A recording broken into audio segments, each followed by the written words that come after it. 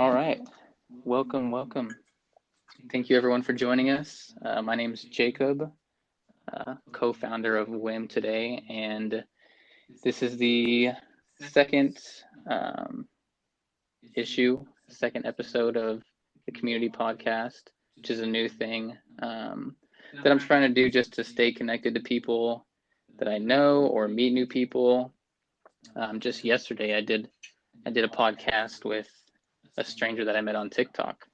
That was my first ever community podcast. So you guys can check that out on the YouTube channel, WIM Today. Um, Very interesting podcast yesterday, but that's not what today's about. Today is about my roommate, June, and all of her knowledge. Hello, June. Hello. Welcome in. Welcome in. Thank Um, you. so you kind of already have a general idea of what we're going to talk about. Um, I'm interested in learning more about how to get into real estate, and you kind of have your foot in the door a little bit. So um, I'm interested to learn more about just first steps to take and what your process has been like. If you want to kind of share that.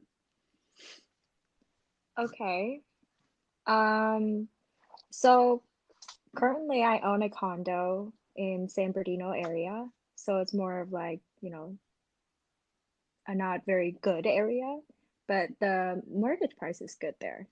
I started off with my siblings. I have two. I have an older sister and a younger brother. Um, I guess to go back from the start, we kind of started off having a plan 2 years ago. No, about a year and a half ago, that we wanted to buy a house in 2 years. So we had a plan of 2021, end of 2021, to have enough down payment for a home. So, we just sat down. We were like, we were done with college and we're trying to move on with our life, have a future plan kind of thing. So we each set out a goal each month of how much we were going to put in and just save. How did So you how did you figure out like the dollar amount that you needed to save? Like, was it a specific priced house? Were you like looking at areas and they're like, oh, this house is 600,000. We like this area. What was your kind of process with that? um, for us, it's more so of an average. Okay. We were looking into an average of a down payment.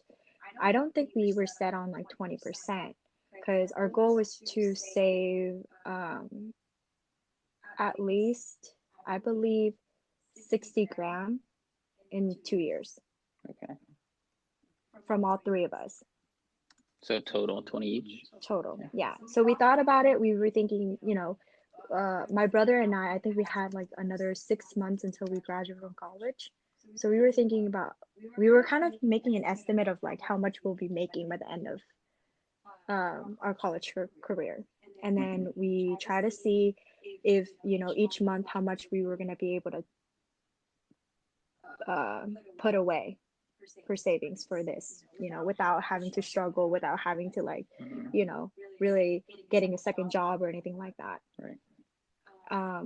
But our goal was to 60 grand in 2 years. If we could save more, great. If we're not, but at least 60. Hmm. Um, so I think 6 months to a year into that saving, we each saved up about, well, my brother and I, we saved up 10 grand each, and my sister, I think she saved up about 15. Um, and this condo came up. Okay. It was kind of like a little bit out of our mean because we didn't plan on it. We were thinking, our pot of goal was supposed to be for end of 2021, and we're over here almost at the end of 2019, I think, and we're kind of presented this opportunity from my cousins because they're real estate agents, and they told us, there's this condo about 70, I think it was 75 grand for a condo that's worth about 90. Okay. Yeah, it's a little bit of a fixer upper because we came and it was disgusting. Yeah, it was San Bernardino Mhm. area. People don't really take care of that place, and it was one bed, one bath, and it was so gross. We came in and checked up the place, and then realized that if we were to put some money and fix it, how much would it be? So we sat down, we talked about it. Um, we thought at the time we didn't have enough money to buy it, but it's a really good price. How much would you? How does a condo, like buying a condo, work? Is it like it's a down payment, right? Or do you have to kind of buy it outright, like so you'd have to get a loan for the rest? Um, it's kind of the same thing as a house, but the thing you have to consider is the HOA fees. Okay. Yeah, it's different from a house. Like HOA is permanent, Mhm. for monthly stuff, so you have to consider that as well. Um, so while we were talking about it, my mom came in and she said, you have an aunt. She saved this amount of money because she's older and she has kids that I think, well, my cousins are, I think the youngest one is 20 now. So at the time she was about 18, and her older brother has autism, and he's 2 years older than her. So for my aunt, she was saving money for my cousins when they're ready to buy a house, so she can help out and all that stuff. But she's over here thinking, how do I make money out of my money without, because she's older, she's Asian, she doesn't really know the market, she doesn't really know how to, go about with her money. She's not going to go buy a home Right. because, she wanted, the fund to be there when her kids is ready. So um, my mom suggested, how about we borrow her money like she's our bank and have a fixed interest rate from her. Um, we thought about it. At the time, it was great because it was 3%. She said, well, I'll give it to you for 3%. We're like, wow, okay. At the time, it was 5% for the bank. Not Mhm. anymore. So right now, you know, her loan is not so good anymore. Not for you, but for her. Right, right.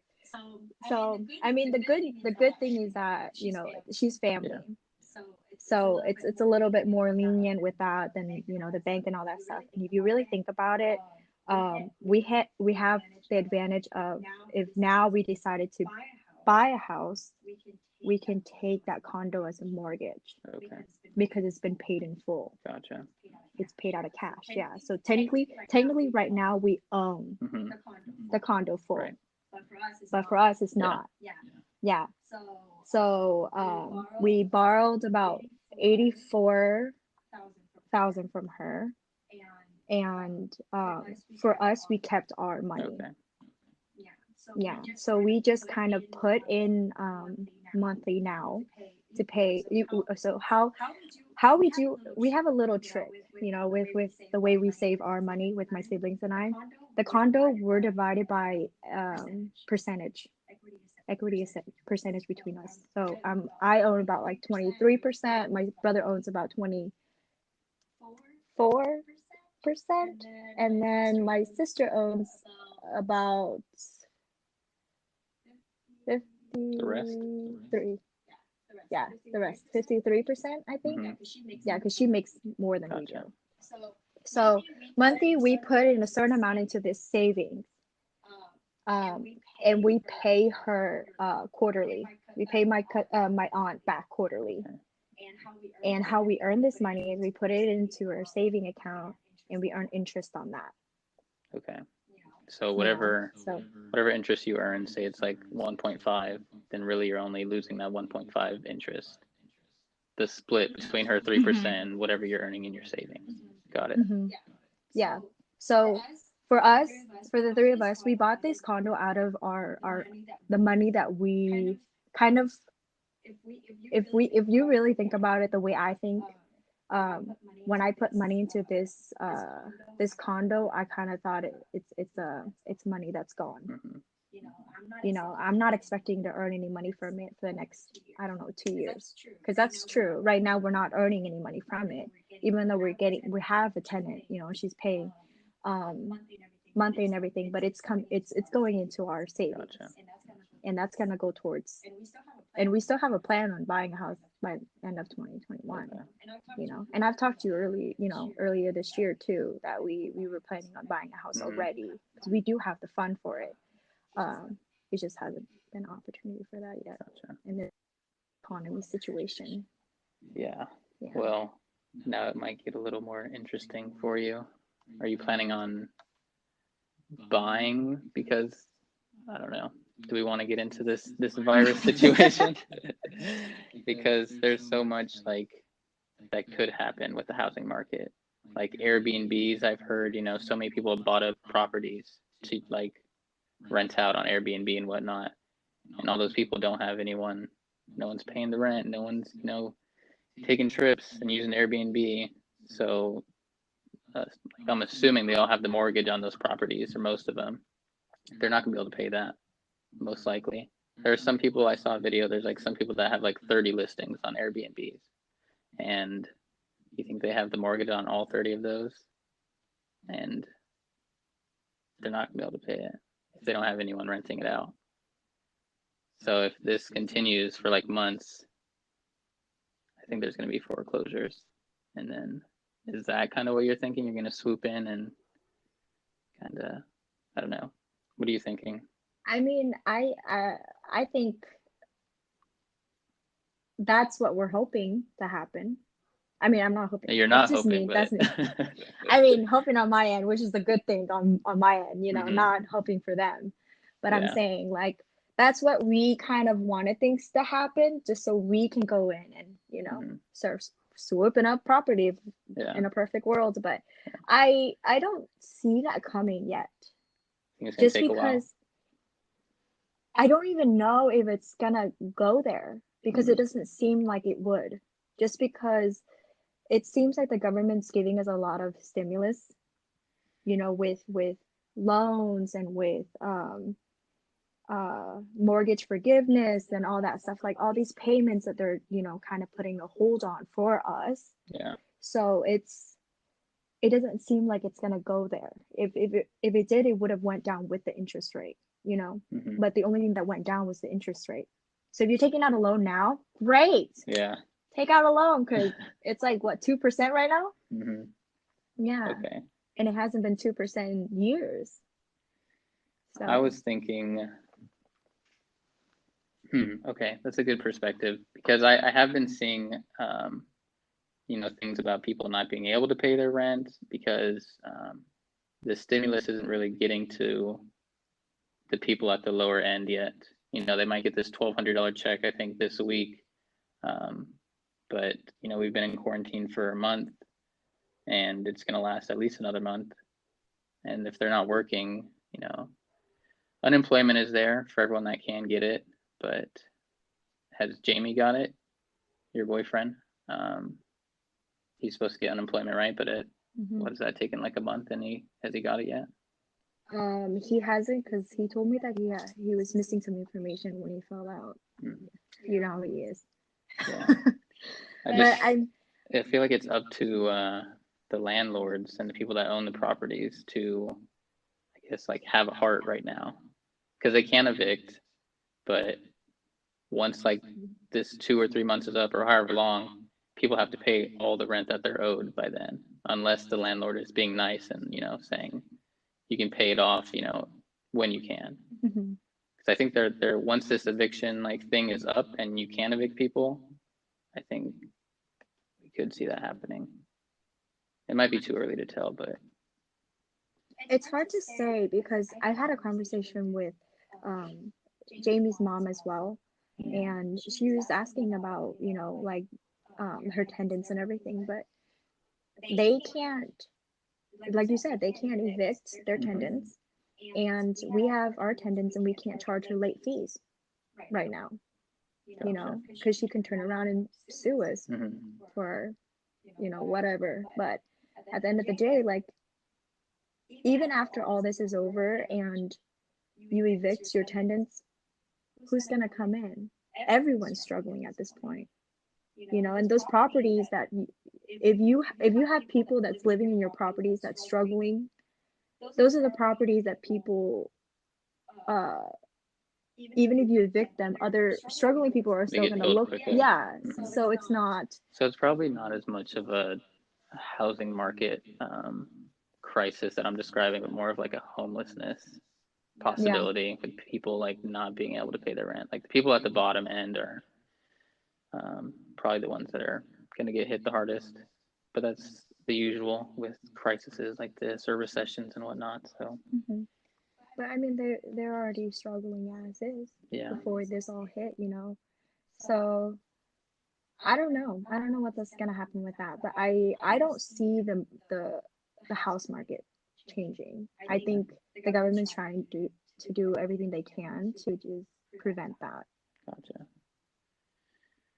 Well, you've been watching kind of like the market, the real estate market, just disregarding the virus. Prices have been going up, right, for a long hmm time. So is it, you think it's due for like a collapse just in general? Um, does it kind of go through those like those dips and valleys and whatnot?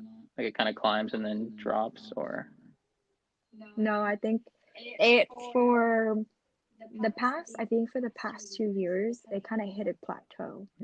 So it's been kind of steady, okay, and it hasn't really gone down. It's been up, and then it would stop, and then it would go up. Um, I don't see it going down just because, our minimum wage is still the same. mm-hmm. There's no way to reset that. Right. You can't turn around and be like, oh, it used to be 15, but I mean, what is it right now? 12? 13? In San Diego, I haven't been keeping up since I stopped working I at the think it was restaurant. I think they were going up to 12 while I was working there, but it was taking like they're going up like 6 months or a year at a time. I think they're going up to 12, so they're probably at 12 right now. Yeah, so you can't tell people that you're getting paid minimum $12, and after the recession it'll be $8 now. Yeah. You can't demote somebody. So, I really, I mean, in a perfect world, we are hoping, we're sitting here hoping that the market will crash and Mm-hmm. we'll go in and swoop all these properties, but I don't see it going Regardless, you there. guys you're gonna buy Yeah, regardless of the price because eventually it's gonna appreciate. Or right. are you guys looking more for like what are you gonna do with the house? Is it gonna be like a rental? Are you gonna like rent it out, or are you gonna? I think you might have told me, but I can't remember what your plan was. Originally we wanted, I think when we had this plan about a year and a half ago, we wanted a property. We didn't really care for it to be a living property for us, or is it going to be a rental. Um, we just kind of talked about it, and we wanted to see where our life's going to be. We didn't know that, in 2 years my sister would be getting married, or not, if I were to get married, or like whatever happens, my brother randomly knocks up a girl, I don't know. You just know you wanted a So property, and then okay, yeah, we just wanted to set up a goal, gotcha. because a lot of people, when people talk about houses, they get scared because you think about it and you're like, oh, that house is $600,000. Where am I gonna get Mm-hmm. $600,000? Some people don't even make six figures Yeah. sometimes. People our age. So it's kind of like a dream for some people, and we didn't want it to be a dream for us. We wanted to sit down and want it to be a reality, because uh, we wanted to plan for it, Mm-hmm. whatever it is, like, um but now when we're looking at properties, we're thinking about to live in, because my siblings want to move out Okay, gotcha. of it, yeah, of my parents, so they want a place just to live. So that change kind of um, what type of house you guys are looking at then? Like if you weren't planning to, or if you're still in the phase like you don't know if you're gonna live it or rent it or whatever. Um, maybe you would care less about what the house looks like. Obviously, you would care, but you know, how many bedrooms and that type of stuff. It changes it, right? Kind of what? Actually, No. no. What if so? Mm-mm. What if you find like you come across a house that has just too many bedrooms for you guys to live in? Why would we buy To rent it a out. house that's too? If you were like, say you find a 5 bedroom house that's within your guys' means for what you've saved up, you Mhm. wouldn't want to live in it, right? You We would in would, a 5 bedroom? yeah, and we would rent out the Oh, rooms. the extra rooms? Okay, Yeah. gotcha. Yeah, if it's in our means, which probably not. Uh-huh. you know, like at this age and saving for 2 years. Yeah, saving for 2 years, and I know there's three of us, but there's no way Mhm. we can buy a 5 bedroom maybe in San Diego, but not in Orange County Gotcha. or anything further. Okay. You know, or in Vegas. Have you seen properties in Vegas? I have not. I looked over there. It is. Wow, you can get a mansion, well not a mansion, but like a 5 bedroom, 4 bath for like 200 or $300,000. And there's no property tax over there, right? Well, There there. is, or there's something over there with very lenient tax rules. Well, that's Mhm. nice. It's not a bad spot if you're. Hate the weather. No, our friend Peter was. Mhm. I don't know how much he was trying to convince me, but he was talking about moving to Vegas because it is cheaper to live out there. And I think he talked to some Uber driver while he was out there, and I guess they make a lot of money if you're out there Ubering all night with all the drunk wild people. But it's a lot more than you would make here apparently, Ubering people. So Yeah, their minimum wage is lower. in Vegas, Yeah, they're. we probably have the highest. Well, if you think it has to balance. There's no way you can make more money than you do in California and live cheaper. There's Yeah. no way. It has to balance unless you do what a lot of YouTubers do. You know, your job is all online and like being an influencer. You get as much as you pay in California, but you live somewhere else Yeah. cheaper.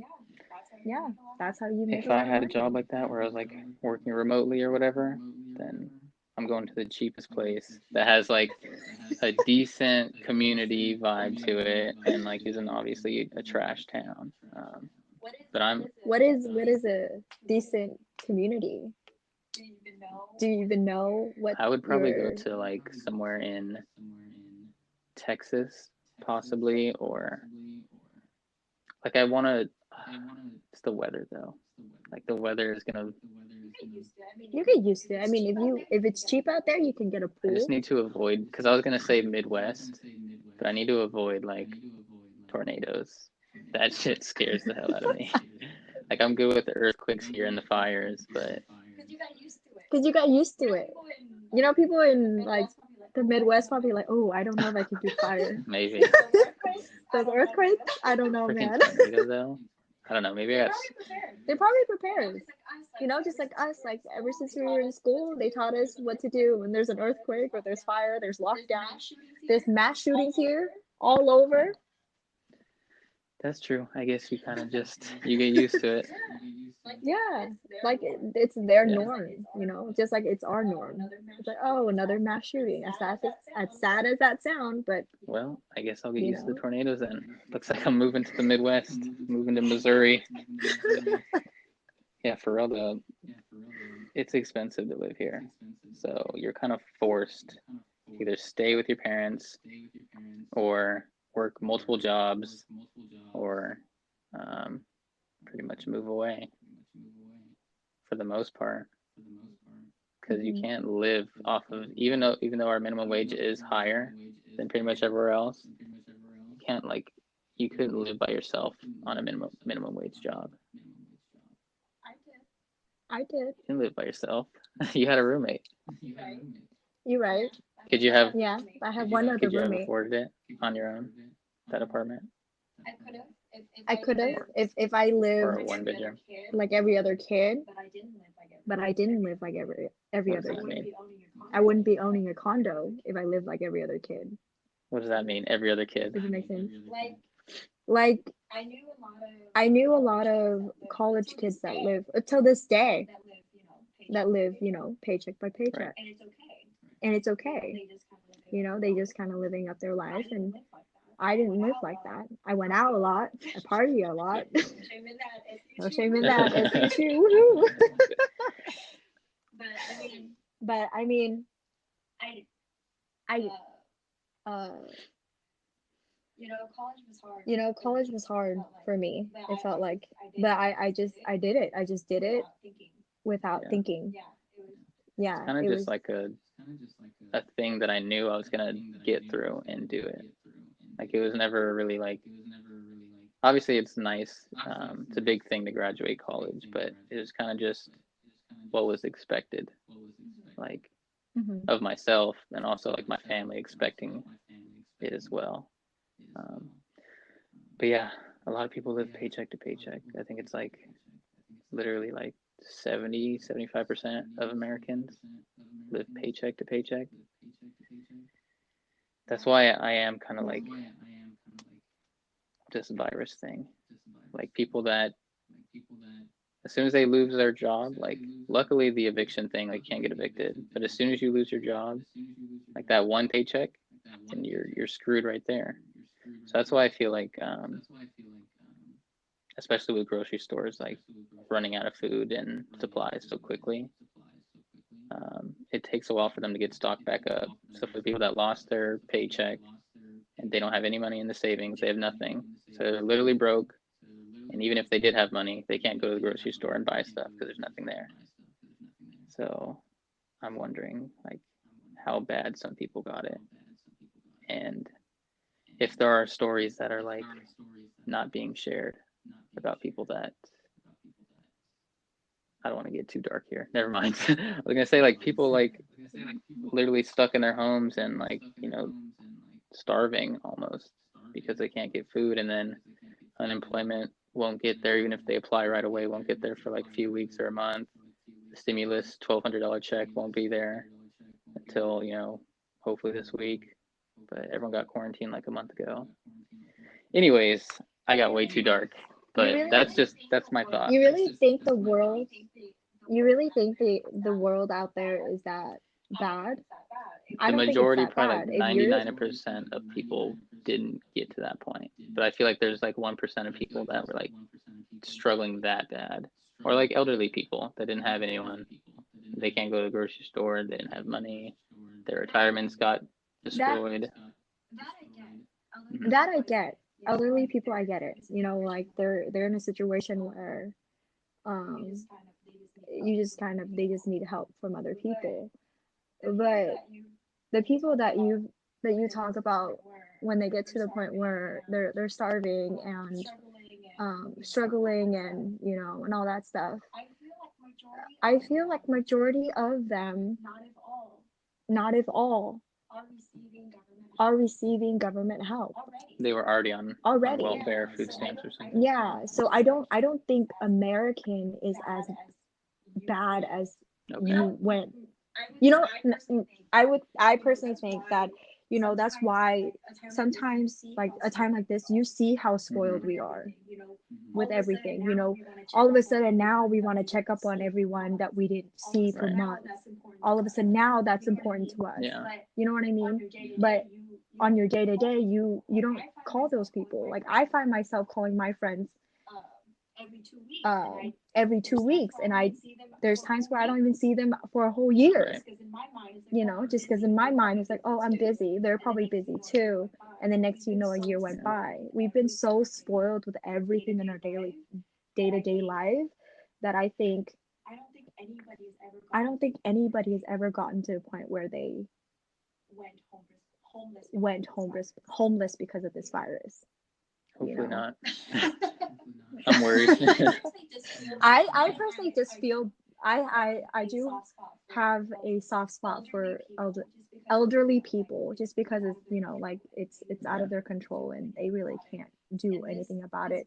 And this virus thing hit really hard for their retirement plan too, even for people that don't have talk about people that do have the money and they're at this age where they need to retire, but now they don't, their market crashed so hard that they, their fund is like You know not who as much as randomly they called thought it me would. today? Our well, my old coworker, I guess yours too, Dan. So for everyone listening, a little background: me and June used to work at the same place. There's this guy named Dan. June quit, and then later on, Dan quit. Anyways, and there was like a little bit of drama at my office between Dan and our bosses and the way he quit. Anyways, he randomly called me today. It's the first time I heard from him in like over 4 months. But he did bring up his retirement because I want to say he was considering doing it in the next 5 years ish, probably around 5 to 10 years. But yeah, he was telling me how his dropped like 18% his portfolio. So it's rough. And if you were planning on retiring this year, then your retirement is now going to be a lot less luxurious. Yeah, it is. And that's where I feel bad for, because I mean, at the end of the day, like their retirement is what they saved for. It's not something that it was given to them. I mean, yeah, the market and all that stuff that they, gained from it, but at the end of the day, like they put aside those money because they're ready to retire. And But then this this hit. happens, this is kind of like a cycle, right? This kind of, obviously, this is like as bad as it's been in a long time, but there are little mini dips like this. Obviously, this isn't mini, but there are recessions periodically. So it's a matter of timing, I guess, when you retire. So you got to take that into account. Obviously, you can't plan for something like this, but yeah, it's all about timing, I guess. I was talking to my coworker, my colleague. It's so weird for me to call someone my coworker when she's a lot older than me. She's like older than my mom, I think. So she's kind of like my mentor. So she's my colleague, I guess. I was talking to her, and she was talking to me about, like, their retirement plan and all that stuff, and I was thinking, like, at the end of the day, America has this thing where we go through the same thing, like you said, almost every 10 years. And for the last 3 years, everyone's been talking we're long overdue for one. It's going to crash, and it's going to crash, and it's going to crash really hard. Everyone's been talking about it. So I don't know why no one was prepared.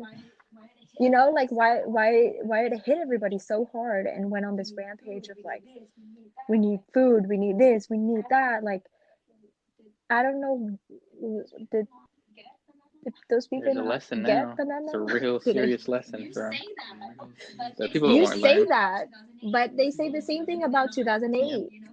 Did they not?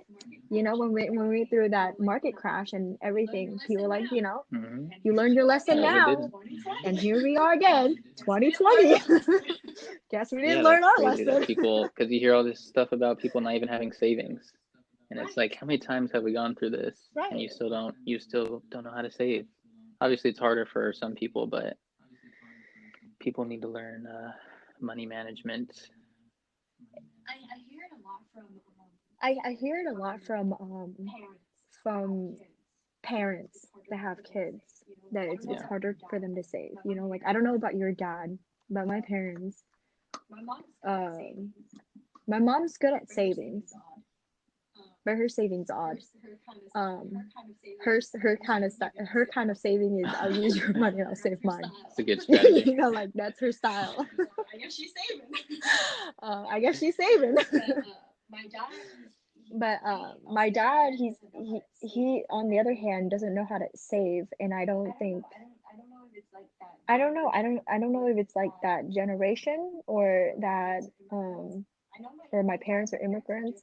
I know my parents are different in the way they grew up, and that's why they don't have the same values when it comes to money, and they clash on that a lot too.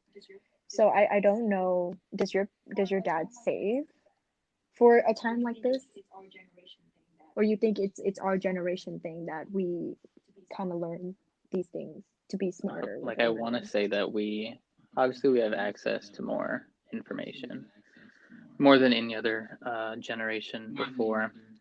So I'm gonna say we're better at it. Um, they like our parents' generation is more of like, if they're not immigrants anyways, like it's the traditional, like you get a job, you work that same job, and you kind of put into either a retirement account or savings or whatever, and it's just kind of like that one thing. Don't really diversify, I Mm-hmm. guess. As far as my dad, I need to have a more serious talk with him, um, because I know like he has money saved up, but I don't think he has a retirement account. I don't think he's like getting interest, or at least nowhere near what Mm-hmm. he should. I actually just talked to him about getting a savings account that actually builds interest. So that's very recent for him. So I know he doesn't have anything very good.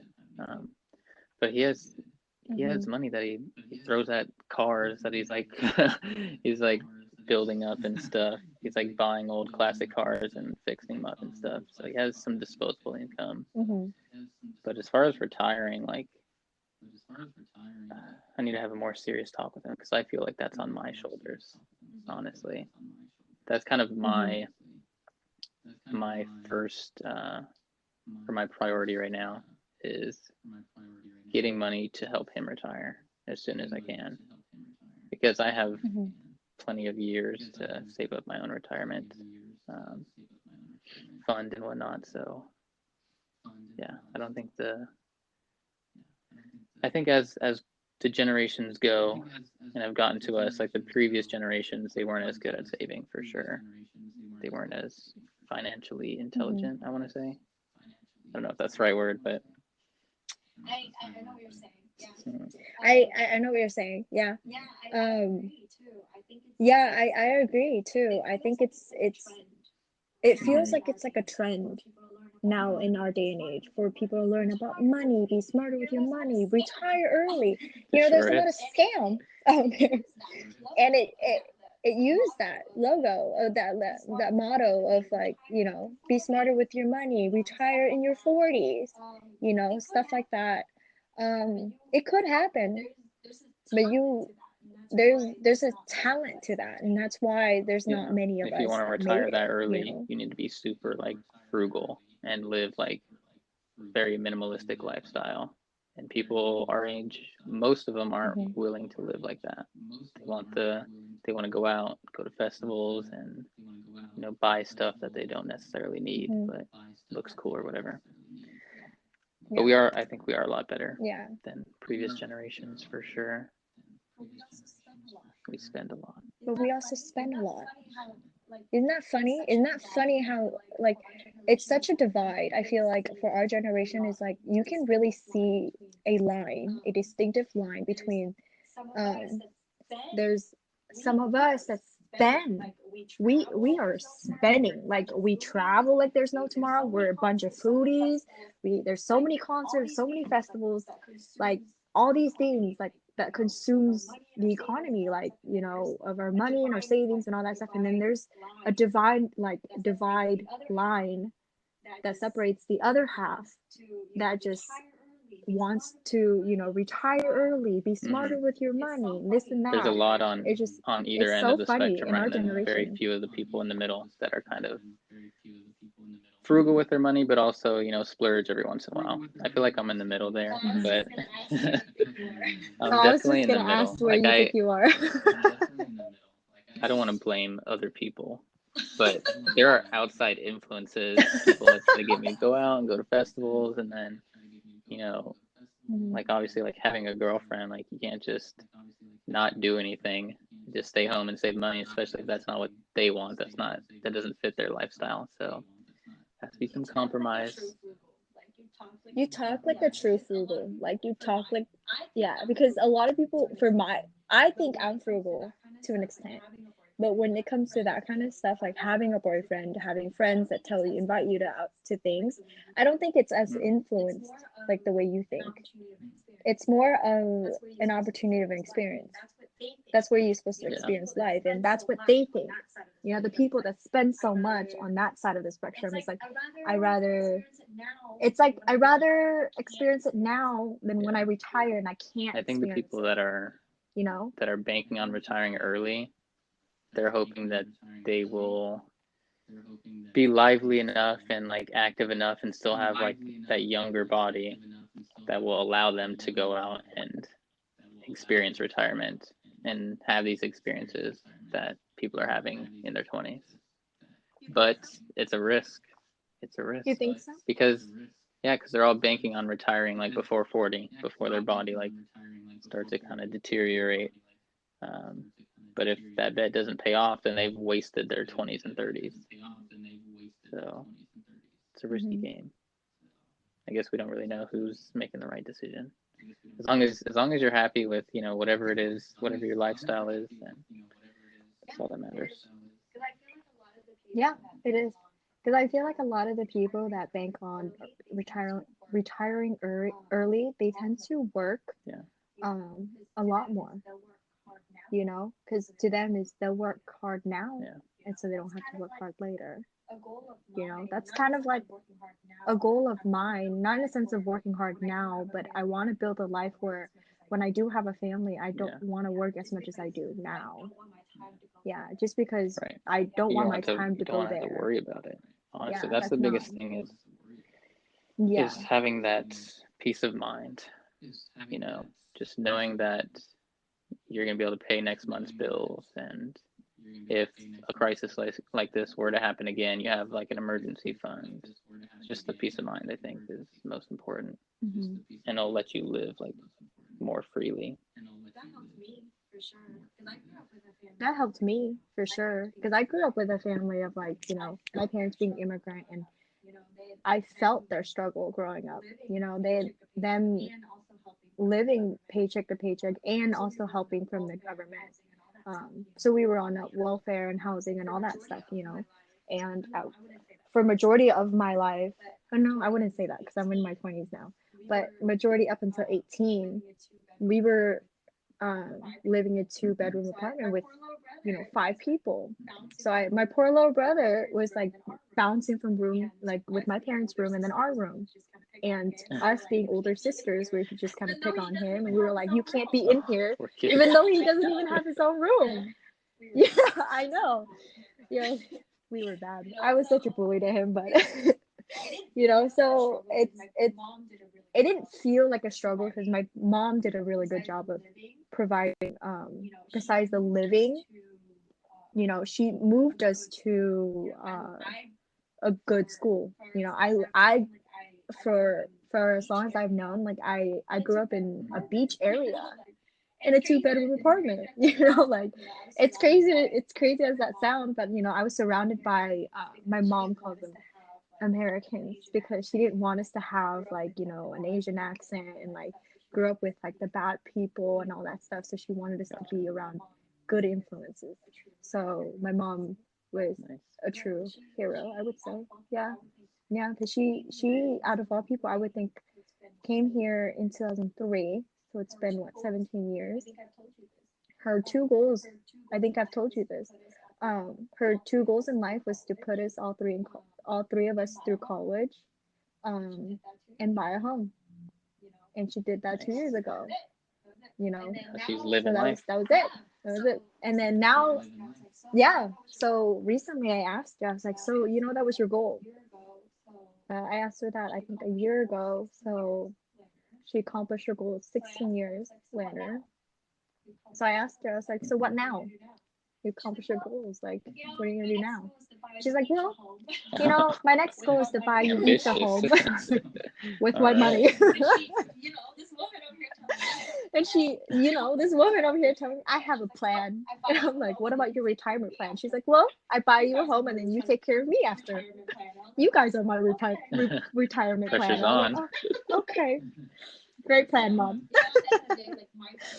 But yeah, you know, at the end of the day, like my parents don't have, if they need to retire right now, they don't have any retirement plan. They don't have anything, you know. So my siblings and I know that. So on top of us saving for a home. We also talked about like, having a life insurance for my parents, having a savings for them. We have a stock market that three of us put in for them just in case, something happens and all of that stuff. So when it comes to us three, um, we kind of have our money everywhere.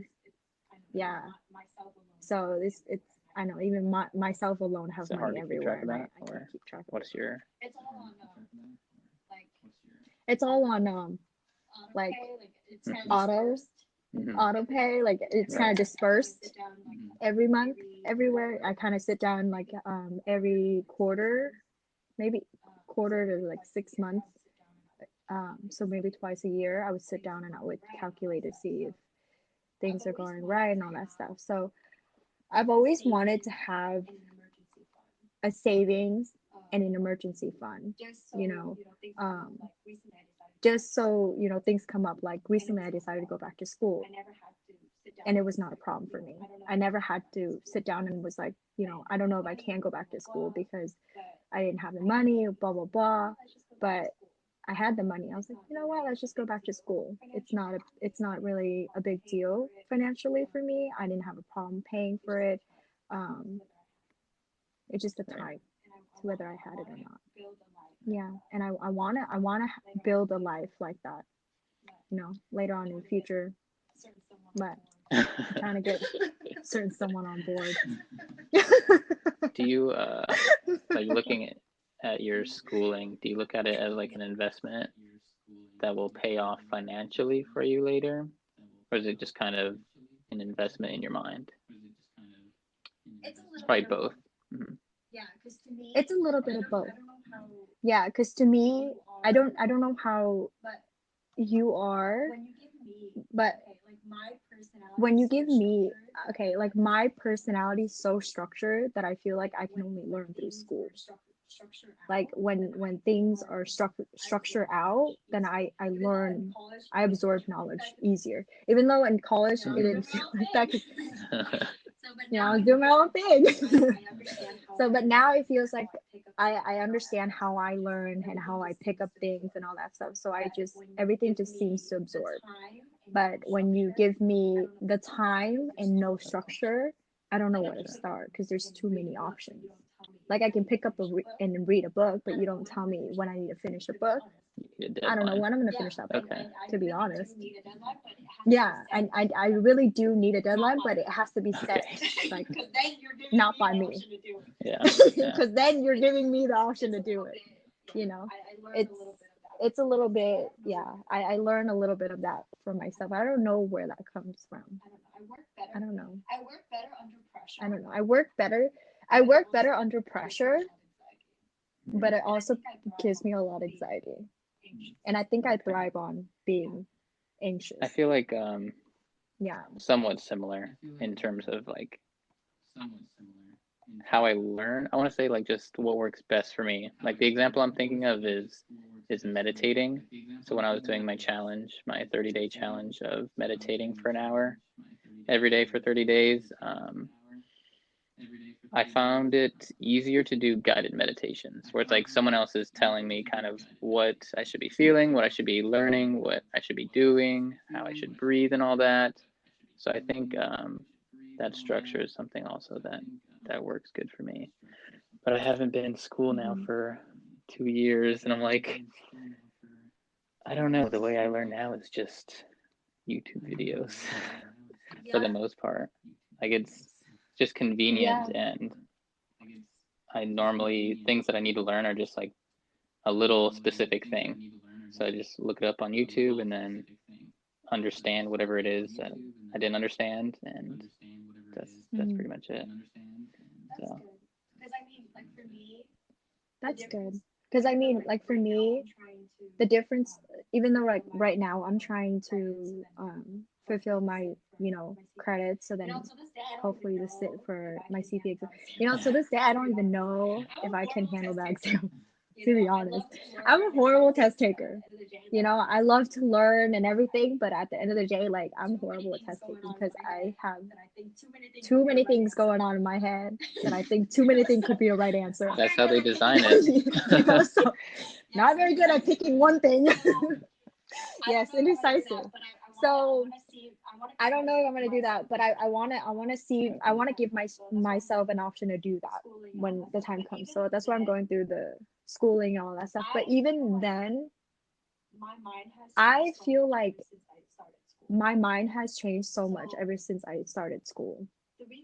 So one of the reason why I started going back to school was because I was kind of tired being treated like I do at work. You know, I'm an accountant working in insurance industry, and um, from the two companies that I hopped through, you don't need much experience. You know, you don't even, I mean, I'm a prime example of, I didn't even graduate with an accounting degree, you know.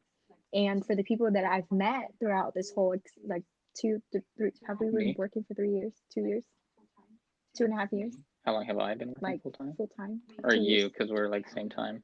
You started We have. before me, I think. We have. Well, Yeah, like right. six So we months. started full time around the same Not time. full That time. was We started around the same time. like May or June Yeah, of 2018, so almost 2 years. 2 years. Yeah.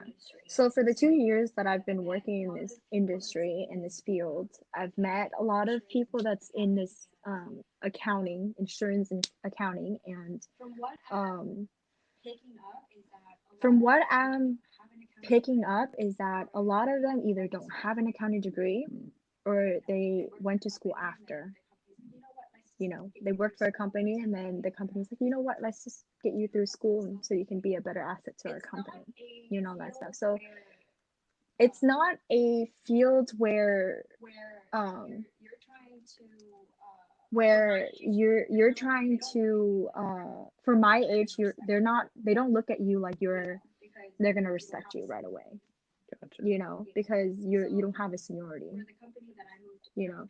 So for the company that I moved after I quit, my first company, um, their whole thing was to treat me like an assistant, an accounting assistant. And it comes with a good and a bad because I went from a company where I was responsible with so many things for my position and things that I was, you know, only I knew how to do. And people came to me with questions and all that stuff. I was responsible for the whole desk. And then I went to the second company where they were telling me, you know what, you're just don't ask questions, just Oh, do. jeez. Here's what you do and just do. And I'm over here because I've learned from my last company, which I'm very grateful with that company because they taught me everything I knew in accounting wise. So I came over here and I'm over here questioning because things don't make sense to me. And part of me questioning, my mindset then was that, oh, how can I learn it their way? I'm trying to understand their way. But subconsciously, I knew the right way, but I wasn't confident enough to know. I wasn't confident because in the back of my head, I keep reminding myself that I graduated with an econ major and that I wasn't an expertise in accounting. Yeah. Not until I started going back to school that I'm sitting here and I tell them like that's bad accounting Tell them. practices. What you're doing is illegal. I do tell them.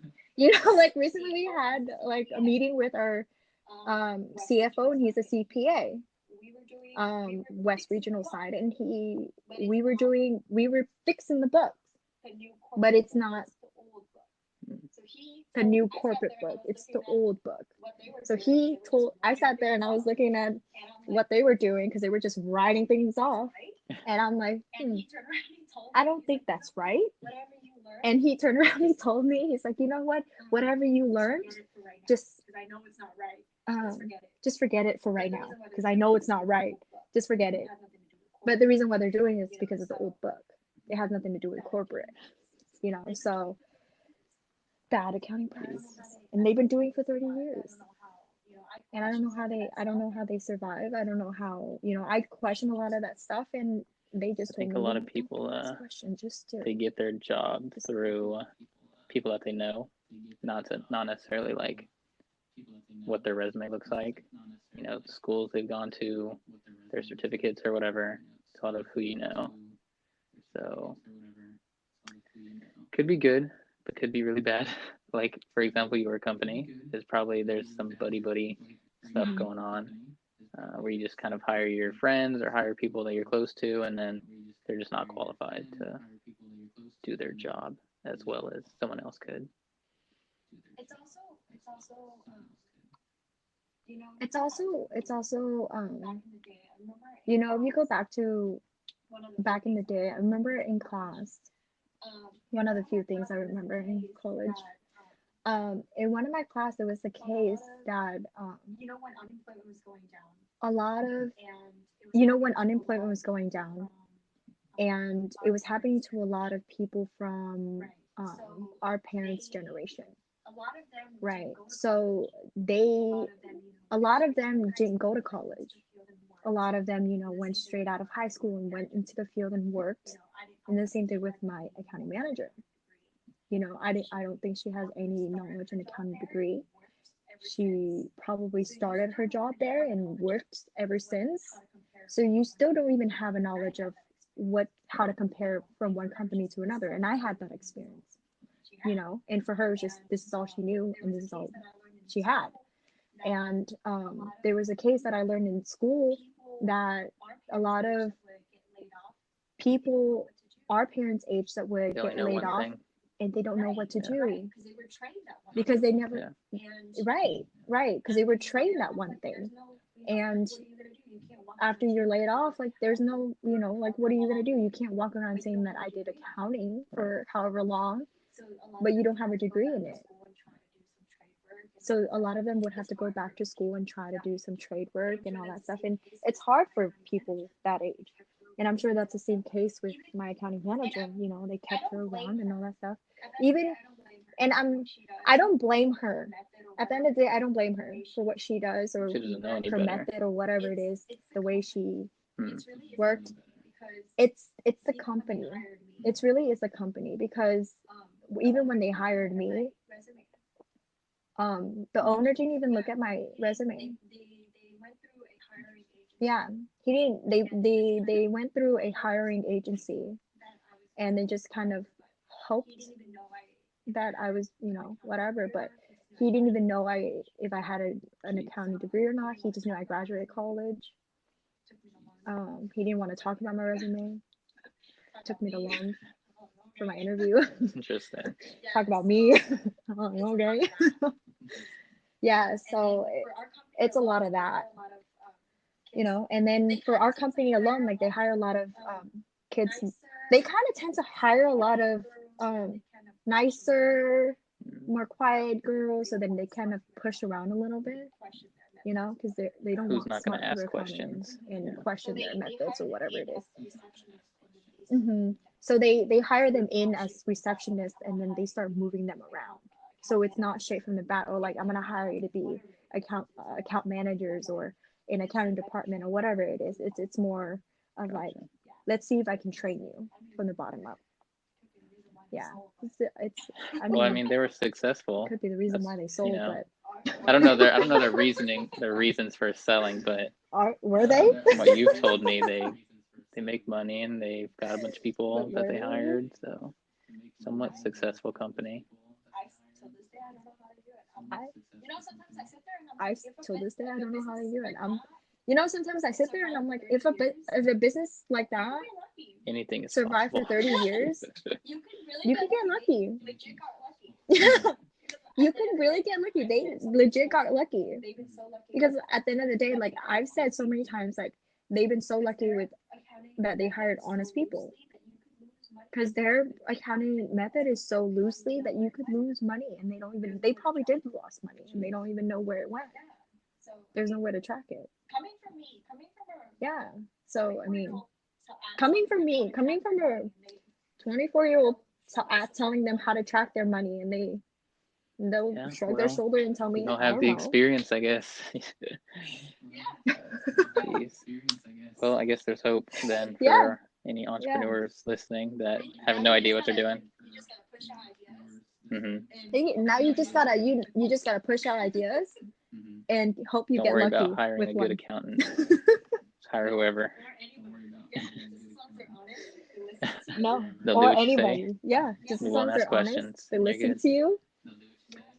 Okay, Yeah, I've been itching to get to this next topic. yeah. I don't know if you touched on it because we talked about the virus a little bit, but you've told me What? you have some, I don't want to Okay. call them conspiracy theories, but okay. Okay, well, let's hear But them. they are. I They're don't have a they're my prompt own. to ask you, but just get into it. Whatever you got. Okay. So background, I'm an econ major. I'm all about the economy.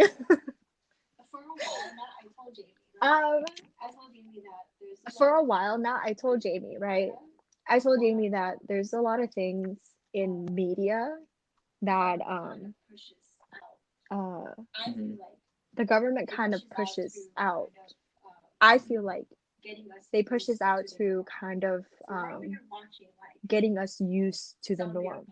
So we're over here watching like zombie apocalypse, the world is ending, war, all this stuff, right? And we're over here, wow, that's so cool, this and that, but like it's constant and it's very repetitive. You really think about it, it's very repetitive. It's about how you could survive a certain thing, how you could do this, how you could do that, you know.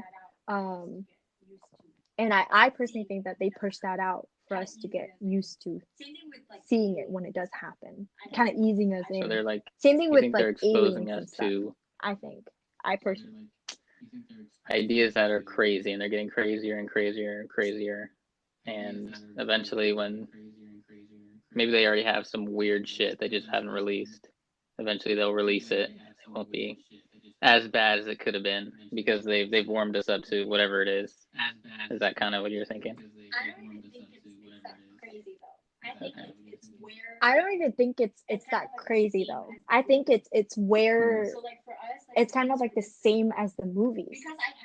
So like for us, like if things were this like, because I have that mindset when the virus came through, I was like, oh, saw this once in a movie. You know what I mean? Yeah, it's like that, but like because not a lot of people think like the way I do, so they panic, you know, because they've never seen it before or that they never thought about it before. But I think that's kind of why the movies were out, you know, like all these media and all that stuff that comes out, like why, like I never understood why the movies are so repetitive about virus, you know, like I Am Legend, zombies, and like end of the world. Like why is it so repetitive with the same concept, but it's different ways? Is it to plant something in our head, thinking like, how are you going to survive this? If this happens, like you should think a certain way. Like you should know how to think because you kind of seen this before. You know what I mean? And then there's others where before this whole virus thing happened, you know, there's a lot of people or politicians talk about how they were worried about our generation when we retire, because there's a lot more baby boomers, you know, and they're living longer, so they're over here sitting there chilling and getting their social security and their retirement plan or whatever, and they're just living for a very long time. And we're over here, obviously our generation isn't as many as they are, like many people, so we're working our butts off to pay for the retirement plan, right? So they're kind of worried about what happens to us when we're at that age. Are we gonna not have anything for us left? So there's that, right? You know, the virus happened, kill some people off. You think it was like it was man-made? Yeah. I don't know. Man-made. You know, Jamie showed me this thing the other day, and it was kind of like a shot fired towards China, saying, you know, China low-key started a World War III without firing a missile. Assuming they did it on purpose. Yeah.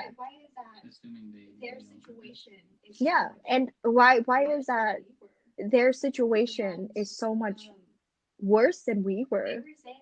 And um, they were saying that Beijing and Shanghai was not affected, and those two places in China were the most. They had the highest economic growth, but they weren't affected. And then now China's okay to walk around on the street. They're not on lockdown anymore. They're chilling, and we're over here struggling. And why did it skip all the way to Europe? What happened? Like Europe just all of a sudden killed so many people. You know, like what? Why did it go so far? You know, like what? And my question is like, why did it go from one place to another, so quickly? But then Well, a lot of not people all of think that China.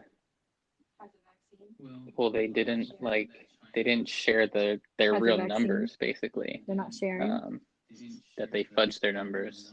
Essentially, that more people had to have been affected, like logically. So people think they fudged their numbers for whatever reason.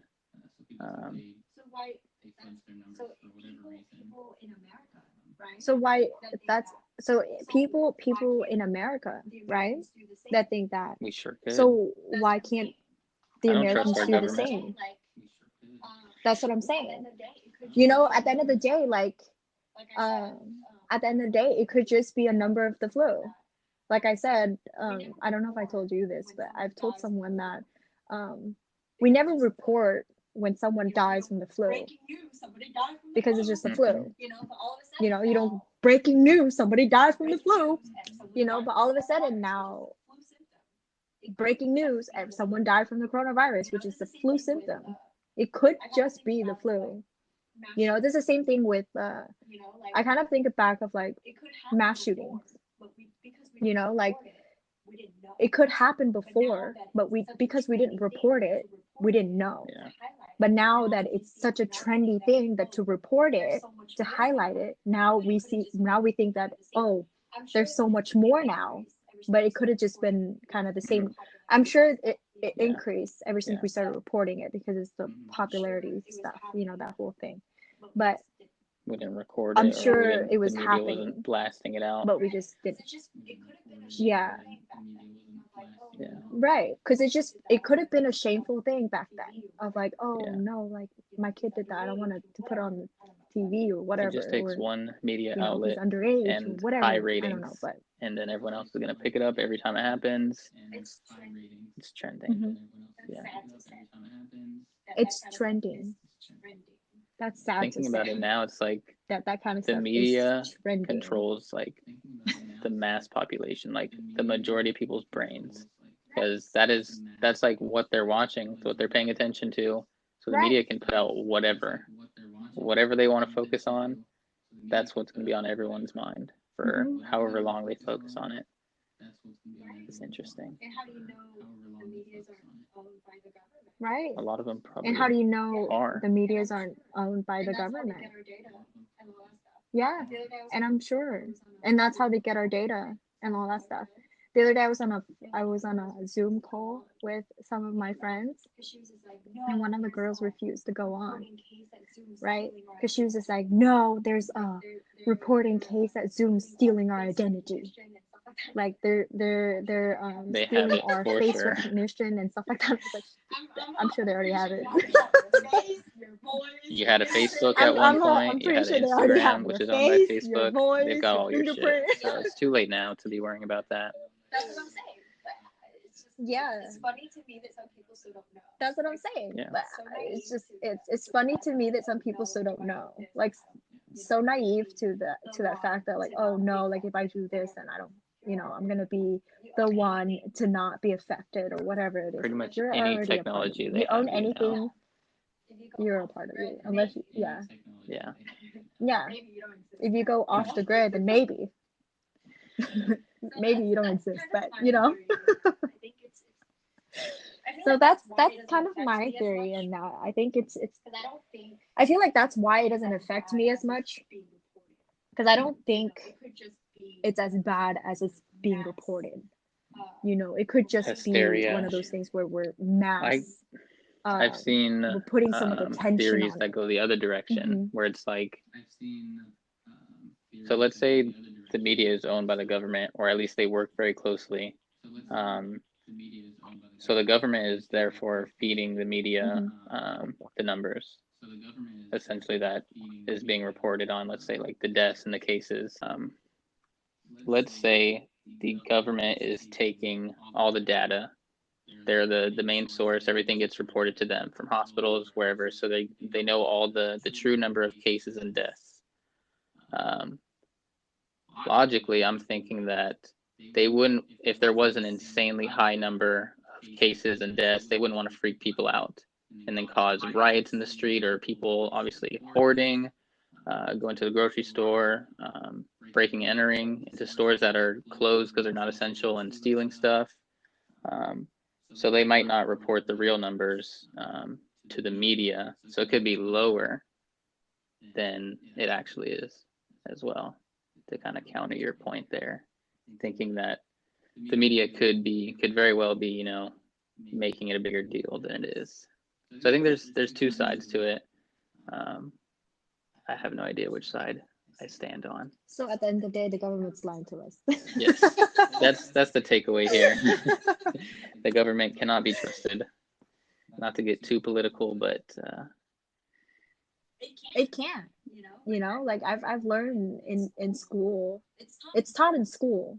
So I don't know what it is that, I don't know if it's our generation or older generations that, still believe that the government could change things. We could change things, this and that. But at the end of the day, can we really? We can change things amongst ourselves. Yeah. But when we involve like the government and all that stuff, like, I personally don't think voting does anything. I was just thinking about this the other day. Like, to really make a difference, it's not just you going to vote. Like, you literally have to be like a full-on activist, and like recruit people that are in your circle, like your friend circle, and also like outside of that, like calling people, texting people, going out like on the corners or in front of stores or whatever, and like really like pushing a certain candidate that hopefully can get whatever policy passed, which they probably won't, because that one candidate doesn't even have the power.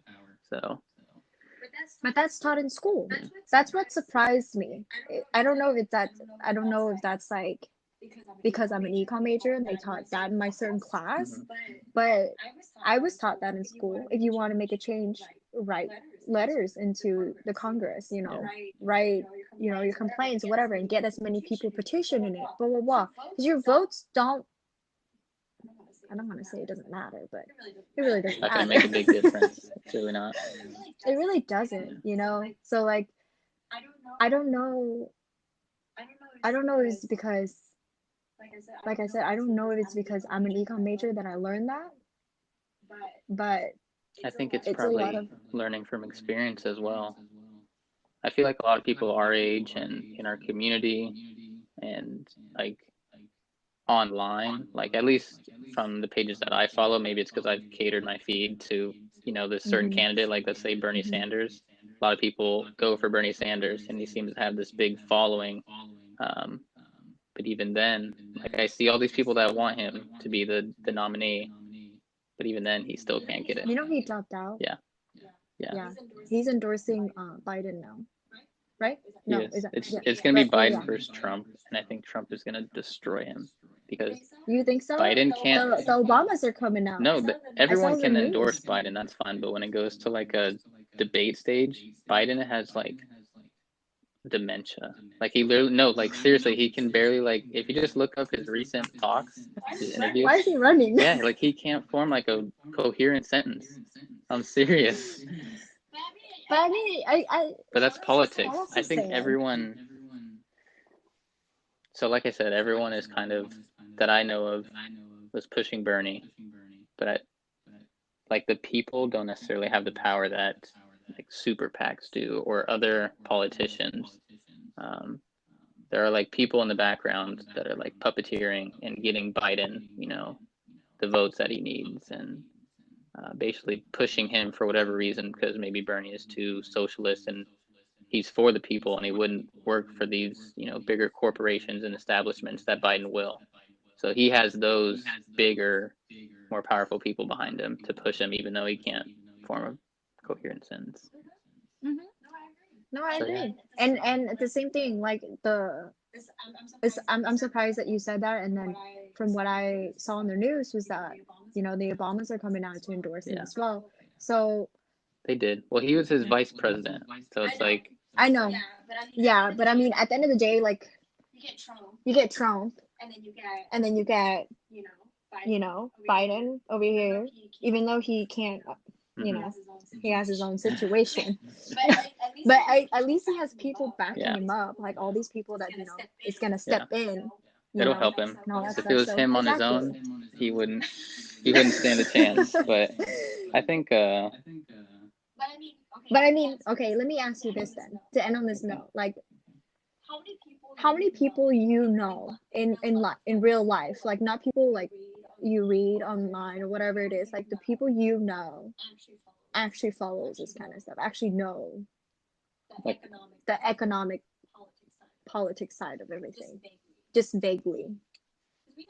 Because we know a couple people that went to college, and around our age. I think people are aware. Most people, I think, they just have a general idea of a few of like the popular candidates that are running. I don't know how many of them really dive deep though. I meant like for changes. What do you mean? Like how that would affect them. They don't. They don't know. They don't the people care. that I know doesn't know how that could affect them, or how they can make it different, or how how to go about anything besides like go out and vote. I don't think people have seen enough change over the years. They've seen a number of different presidents, Republican or Democrat, old, black, orange, whatever. And I had to throw that in there. But they don't, regardless of who's up there, they don't see enough change in their day-to-day life to really care enough to like try to make a difference. Because it's whoever's president, it's honestly not going to make that much of a difference in your day-to-day life. It's not. I also learned that in school. It's not going to change our lives. It changes those that gave them donation. Yeah, pretty much.